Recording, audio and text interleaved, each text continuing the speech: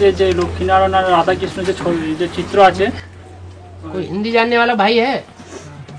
हाँ जी हाँ, हिंदी अनुवाद करना है इनका। हाँ बोलो। श्री चित्र में राधा कृष्ण का जो तस्वीर है, हाँ। और जो लक्ष्मीनारायण की तस्वीर है वो तो संगम जी की राधा कृष्ण और संगम जी की लक्ष्मीनारायण की तस्वीर है ना। लक्ष्मी नारायण का जो चित्र है बाबा ने साक्षात्कार से बनवाया है, उस चित्र की बात कर रहे हैं। हाँ जी हाँ हाँ। उसमें जो ऊपर लक्ष्मी नारायण है, हाँ। और नीचे जो राधा कृष्ण है, वो एक ही युग के हैं, ये कहना है आपका? संगम जी की लक्ष्मीनारायण की वही एक हाँ, एक संगम युग अलग और सतयुग अलग। हाँ हाँ संगम युग का। तो आपका ये कहना है कि वो दोनों ही चित्र है, लक्ष्मी नारायण का और नीचे राधा कृष्ण का जो बना हुआ चित्र है वो भी एक ही युग का है, हाँ। दो युगों का चित्र नहीं है। ऐसी तो कोई प्रूफ नहीं मिल रहा है। कोई प्रूफ है? लक्ष्मी नारायण को चारों तरफ एड़ी से लेकर के चोटी तक प्रकाश के वलय में दिखाया गया है।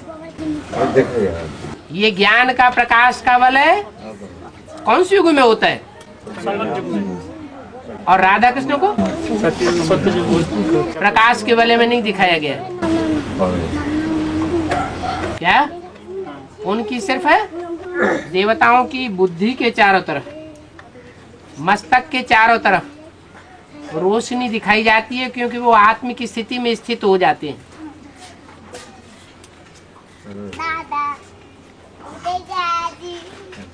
इसलिए वो सतयुग के हैं राधा कृष्ण। और लक्ष्मी नारायण दिखाए गए हैं संगम युग के। और नीचे लिखा हुआ भी है इनका राज्य कब तक चलता है? संवत 1 से 2,500 साल तक। माना संवत 1 की शुरुआत इन लक्ष्मी नारायण ने की है, राधा कृष्ण ने नहीं की। संगम जी की लक्ष्मी नारायण, संगम की लक्ष्मी नारायण ने वो 2,500 साल के राज्य की स्थापना की।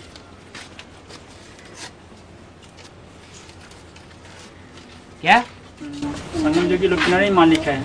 हाँ, वो विश्व के मालिक है। सचखंड की स्थापना करते हैं। और उनके बच्चे जो नीचे दिखाए गए हैं उनके ऊपर लिखा हुआ है स्पष्ट महाराज कुमार, महाराज कुमारी, वो भी नहीं, विश्व महाराजन श्री नारायण लिखा है उनसे पहले लक्ष्मी नारायण के चित्र के नीचे। और विश्व महारानी श्री लक्ष्मी। और राधा कृष्ण के चित्र के ऊपर क्या लिखा है? महाराज कुमार श्री कृष्ण और महाराज कुमारी श्री राधे। माने एक ही महाराज महाराजा के, महाराज महारानी के बच्चे हैं या अलग अलग महाराजाओं के बच्चे हैं?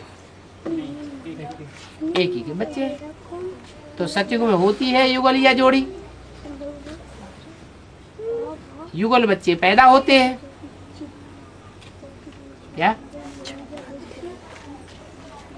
यहाँ इस सृष्टि में भारतीय परंपरा में खास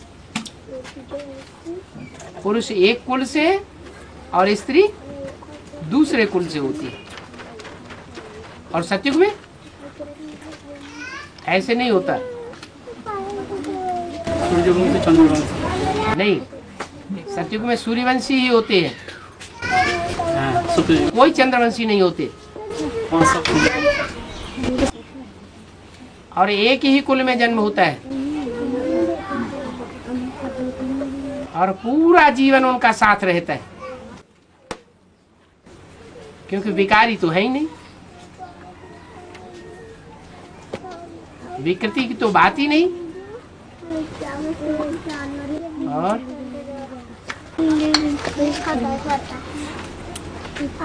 बाबा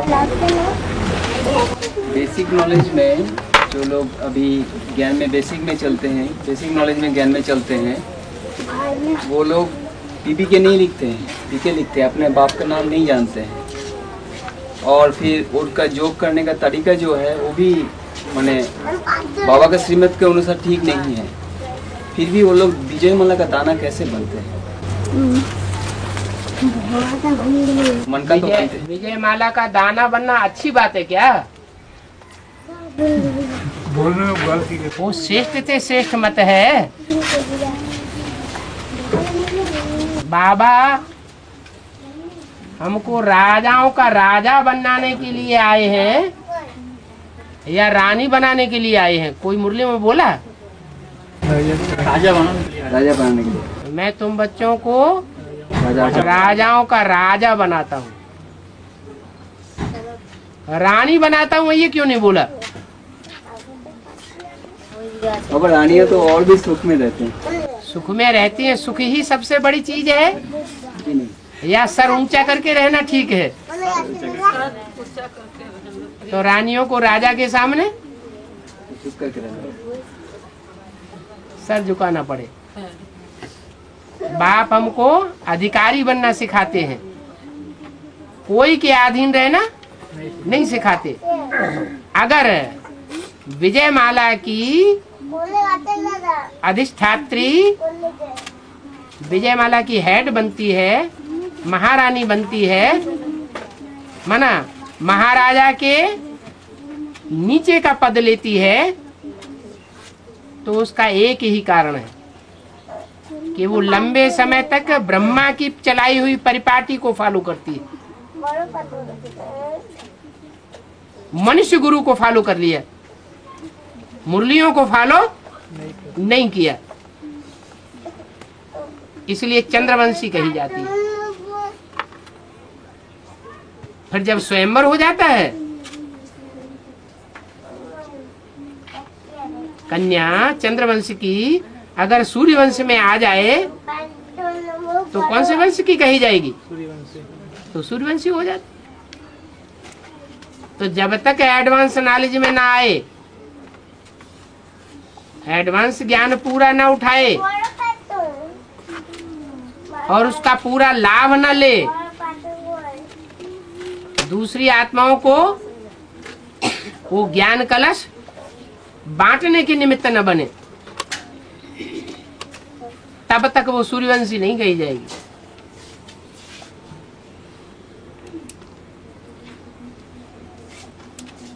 तो विजय माला का लक्ष्य लिया है क्या? है विजय माला का मणका बनना है या रुद्रमाला का मणका बनना है? रुद्रमाला है बाप की माला। शिव रौद्र रूप धारण करता है, वो रुद्र भगवान की माला है। और विजय माला विष्णु की माला है। विष्णु ऊंचा,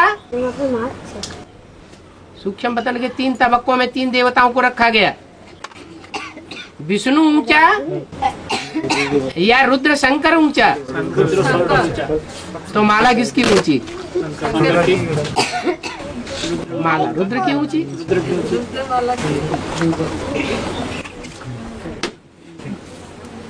हाँ। और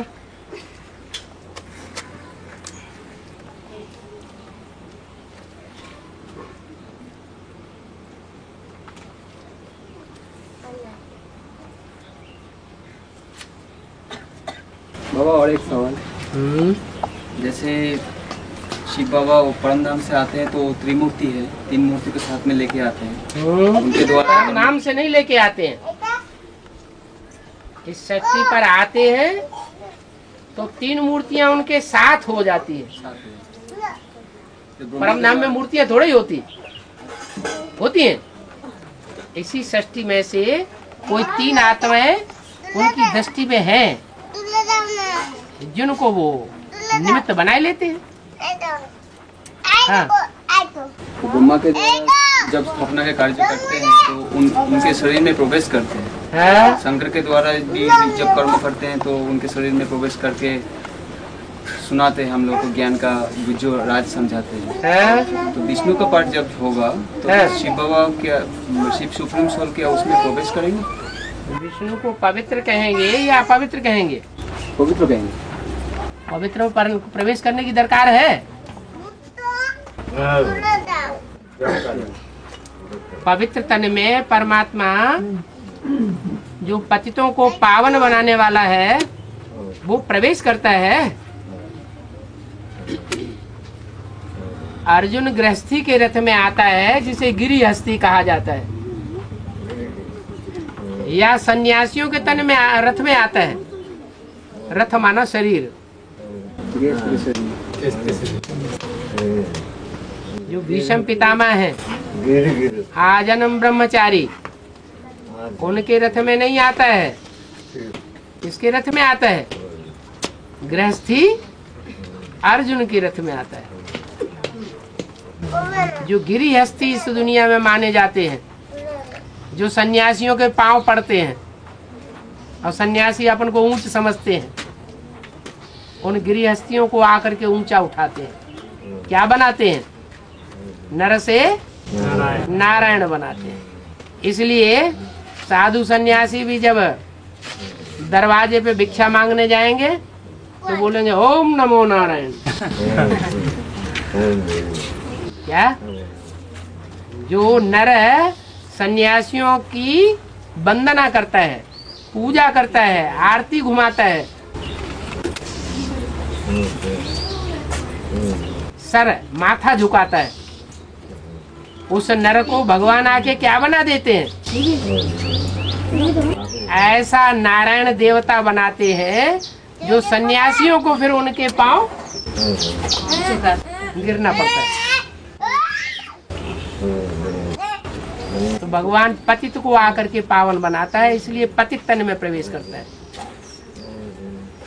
भगवान के संग का रंग किसको लगना चाहिए? पतितों को लगना चाहिए या पावन को लगना चाहिए? पतितों को। संग का रंग लगे तो संग तारे और कुसंग बोरे। रावण का संग डुबोता है और राम का संग उबारता है। और तो बाबा, तो परमात्मा का जो विष्णु वाली पाठ है वो पाठ पतित पावनी पाठ कहा जाएगा? नहीं, पतितों को पावन बनाने वाला है कि खुद पवित्र बनने वाला है? पवित्र बनने वाला। तो पवित्र बन चुका होता है। बन चुका होता है कब से? जब विष्णु के पाठ शुरू होता है। जब ब्रह्मा सो विष्णु बने तब ना। तब तो बुद्धि में बात बैठ जाए ना, गीता का भगवान कौन है? अभी तो क्या बैठा है बुद्धि में? गीता का साकार भगवान कौन है? कौन बुद्धि में बैठा है? हैं? अपना बुद्धि में बैठा है। दादा लेखराज ब्रह्मा ही तो तथाकथित ब्राह्मण और ब्राह्मणियों की बुद्धि में बैठा हुआ है। तो गीता का साकार भगवान है। तो जब तक एडवांस नॉलेज न ले तब तक उनकी बुद्धि भी पवित्र नहीं कही जाएगी। ब्रह्मा की ही वंशावली है, अधूरे ब्राह्मण कहे जाएंगे क्योंकि ब्रह्मा को फॉलो करने वाले हैं या रुद्र को फॉलो करने वाले हैं। अभी वो किसको फॉलो करते हैं? ब्रह्मा को फॉलो करते हैं। तो ब्रह्मा को फॉलो करेंगे तो ब्रह्मा जैसा ही पद पावेंगे। ब्रह्मा पतित या ब्रह्मा पावन? पतित। पतित। तो उसको फॉलो करने वाले भी पतित बनेंगे। पतित। उनको अधूरा ब्राह्मण कहा जाएगा। ब्रह्मा भी अधूरा चंद्रमा है, तो उसके फॉलो करने वाले भी सब अधूरे हैं। संपूर्ण ब्राह्मण कोई नहीं, लेकिन ये भी पक्का है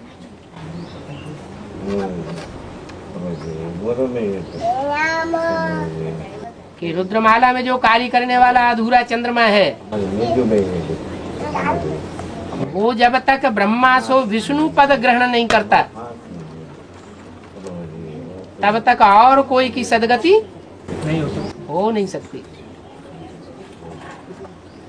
और आत्मा क्या चीज से बना हुआ है? अगर बना हुआ है तो कब बना, ये भी प्रश्न पैदा होगा। सही बात। अजर अमर अविनाशी बना। आत्मा तो अजर हमारा विनाशी है। कोई चीज है क्या? चीज को तो हाथों से पकड़ा जा सकता है, कोई यंत्र से पकड़ा जा सकता है। आत्मा पकड़ी जा सकती है यंत्र से? नहीं, तो चीज तो है नहीं। क्या चीज? ये बनाई नहीं जाती है, अनादि बनी बनाई है। जैसे आज के बड़े बड़े जो वैज्ञानिक हैं वो भी इस बात को मानते हैं कि जो 5 तत्व हैं, एलिमेंट्स, वो अनादि हैं, वो बनाए नहीं जाते। पृथ्वी, जलवायु, अग्नि, आकाश। ऐसे ही आत्मा भी अनादि है। 5 तत्वों के जो कण कण हैं, अणु अणु हैं, उनका सब का पार्ट अविनाशी है। जो अणु जहां से शुरू होता है सतयुग के आदि से, और जो साइकिल उसका नुदा हुआ है ड्रामा में, वो सारा साइकिल पूरा करके उसी पॉइंट पर पहुंचना है उसी। तो आत्मा भी परमधाम में जहां से आई है 84 का पार्ट बजाते बजाते फिर वहीं उसको पहुंचना है। आप घर से आए हैं तो कहाँ जाएंगे? घर जाएंगे। तो ये अनादि है। कर्मातीत अवस्था मुरली में है, कर्मातीत अवस्था बन जाएंगे तो छोड़ी छोड़ना पड़ेगा। हाँ जी, हाँ जी। तो क्यों छोड़ी छोड़ना पड़ेगा? मुरली में तो बोला है कि बाप तुम्हें जीते जी मरना सिखाने आए। क्या? जीते जी मरना है, ऐसे नहीं शरीर छोड़ करके मरना है जैसे ब्रह्मा मर गए। उन्होंने ज्ञान को समझा नहीं।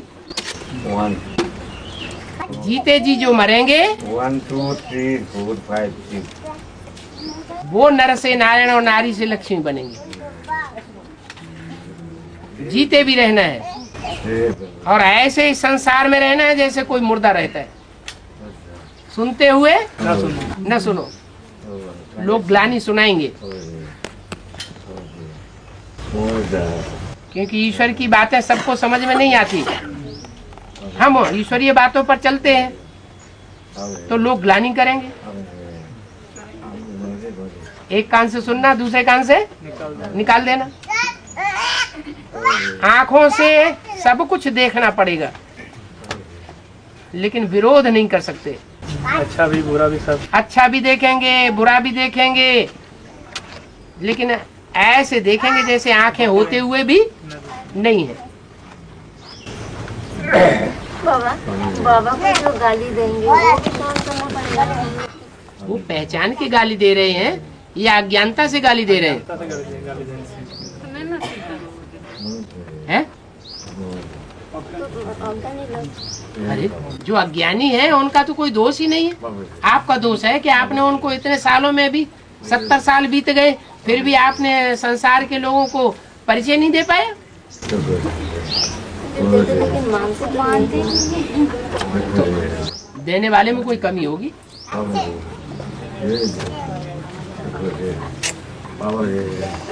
जब बता दिया कि मनसा पावर एक जगह बैठे बैठे सारे विश्व में संदेश फैला सकती है।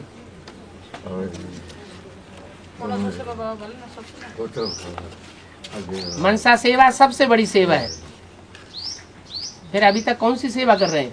वही मेगा प्रोग्राम, वही मेले मेला खड़े, वही जड़ चित्रों की प्रदर्शनी, वही कॉन्फ्रेंस जो दुनिया करती है।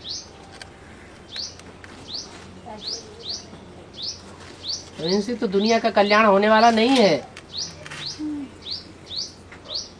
राजयोग है तो राजयोग है मन को कंट्रोल करने के लिए। तो मन कितना कंट्रोल किया है?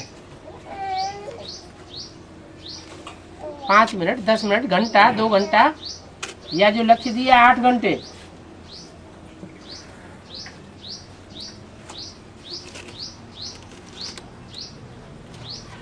मननात् मनुष्य कहा जाता है। मनन चिंतन करने वाले को मनुष्य कहा जाता है। मन का उपयोग करने वाले को मनुष्य कहा जाता है। तो हमने मन का पूरा उपयोग किया है, मन को एकाग्र किया है? किया ही नहीं, तो ईश्वरीय पावर कहाँ से आवेगी? है? मन एकाग्र होने की पावर आएगी तभी तो मन सा सेवा करेंगे। अमृत वेला कितना हो रहा है?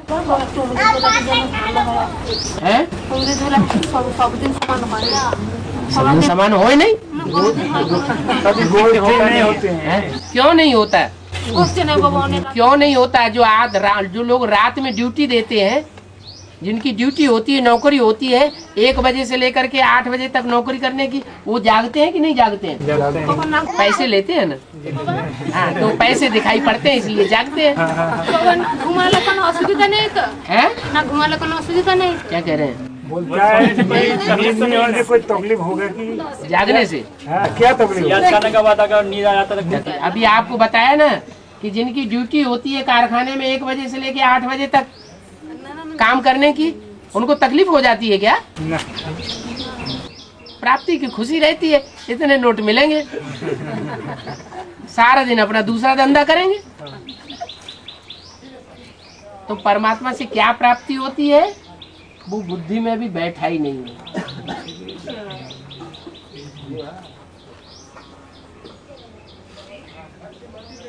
और तो कैमरे के सामने ही खड़े हो गए।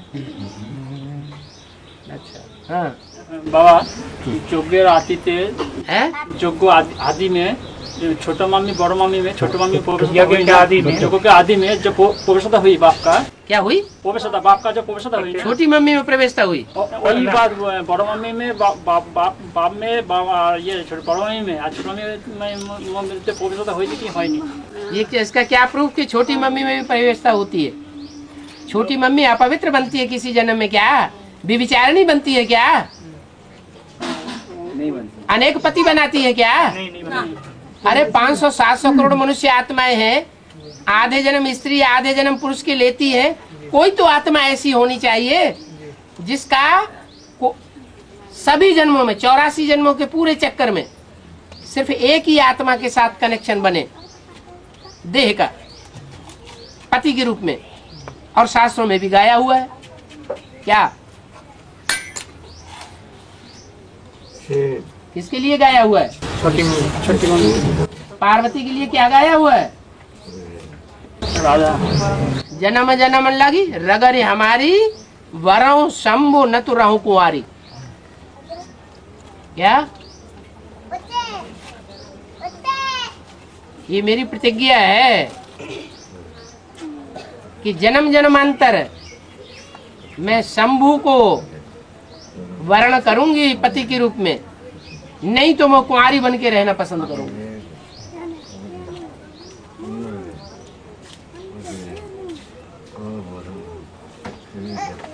तो कोई आत्मा तो इस विरुद्ध में टिकती होगी। एक शिव बाबा, दूसरा न कोई, और छोटी मम्मी है। कोई ध्रुव तारा में दिखाई जाती है आसमान में। तो फिर आवाज किसके द्वारा निकलेगी? पवित्रता की पावर से आवाज निकलेगी या इम्प्योरिटी से आवाज निकलेगी? बोला भी है, भारत माता शिव शक्ति अवतार अंत का यही नारा है। एक रानी मक्खी निकलेगी तो पीछे पीछे सारा झाड़ जाएगा।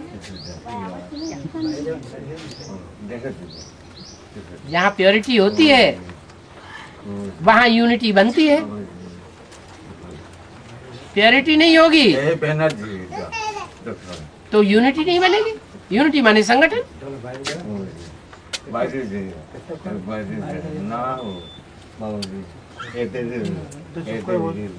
हाँ जी। और गणेश का पीछे में जो काला का पेड़ देखते हैं, इसका आध्यात्मिक रहस्य क्या है? गणेश का पीछे में जो मुकुंदी के रूप में काला का जो पेड़ देखते हैं, इसका आध्यात्मिक पेड़ देखते हैं ना, इसका आध्यात्मिक पीछे जो केला का पेड़ दिखा था उसकी रहस्य क्या है? आध्यात्मिक रहस्य। और जानवर देवताओं की तरफ बुद्धि क्यों जा रही है?